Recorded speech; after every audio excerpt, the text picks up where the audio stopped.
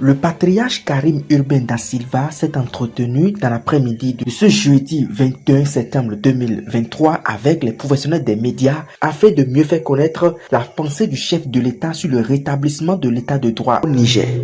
Mes chers compatriotes béninoises et béninois, aujourd'hui, je m'adresse à vous en tant que citoyens béninois. Nous traversons en ce moment une crise sans précédent.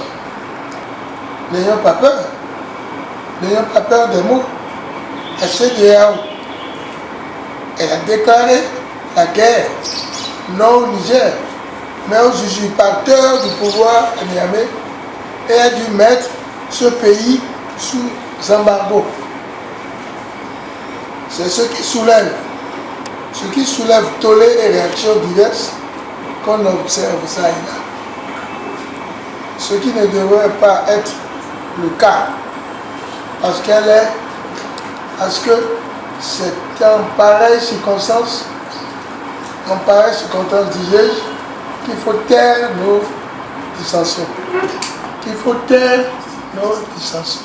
L'homme est parti d'abord de ce qu'on peut appeler les qualités du chef de l'État, le président Patrice Talon, à travers ses nombreuses réalisations. Le chef de l'État, Patrice Talon, est un homme courageux qui a toujours agi dans le sens de l'intérêt supérieur de notre nation. Toujours, nous devons donc lui faire confiance. Mes chers compatriotes, ensemble, nous devons renforcer la légitimité de nos institutions, à commencer par le chef de l'État. Il faut lire et voir son action depuis son arrivée au pouvoir.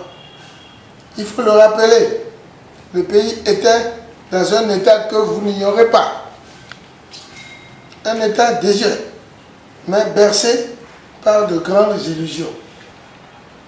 Il réorganisa le droit de grève des différentes corporations et mit le pays au travail dans la discipline, la rigueur et la fermeté. Il sema la panique et la crainte dans les rangs des savants en matière de détournement de biens publics, au point où on entendit plusieurs remorquer qui va voler l'argent de Talon. Moi, je ne veux pas de problème, se disait chacun. Il faut se respecter. L'ordre rétabli, le pays se mit au travail. Des réalisations étonnantes jusqu'aux cantines scolaires et l'assurance maladie désormais obligatoire pour la population. La population qui a fait autant et qui peut prétendre faire autant. Mais surtout, qui est cet homme, sinon un don du ciel? Face aux allégations mensongères dissimulées ça et là par les oiseaux de mauvais augure, l'homme a mis un accent sur l'état d'esprit qu'il faut promouvoir ces derniers temps. En effet, l'heure est au rassemblement. Au rassemblement de tous les Béninois, du nord comme du sud, de l'ouest comme de l'est. Nous devons courageusement faire face à l'adversité et redorer l'image de notre nation, le Bénin, en même temps que celle de notre chef de l'État. La solidarité face à l'adversité passe par notre union sacrée. Cette conférence de presse a été également une occasion pour le patriarche de témoigner de son soutien indéfectible et sans embâche au président Patrice Talon.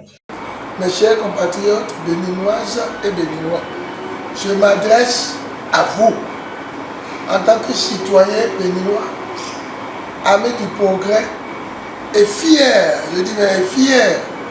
soutien du chef de l'État, dont la décision de suivre ses pairs au sein de la CEDEAO est un acte de loyauté. Un acte de loyauté qu'il faut respecter, puisque le sacrifice lourd consenti est l'expression même de son attachement à la démocratie. La conférence de presse s'est achevée par un vibrant appel à la retenue. Nous sommes les seuls, je dis bien, nous sommes les seuls sur le continent à s'engager à ne plus faire de coup d'État. Depuis 33 ans, nos officiers ont scrupuleusement respecté leur serment, ce qui n'est pas le cas dans les autres pays d'Afrique qui envient à nos soldats leur loyauté et leur patriotisme.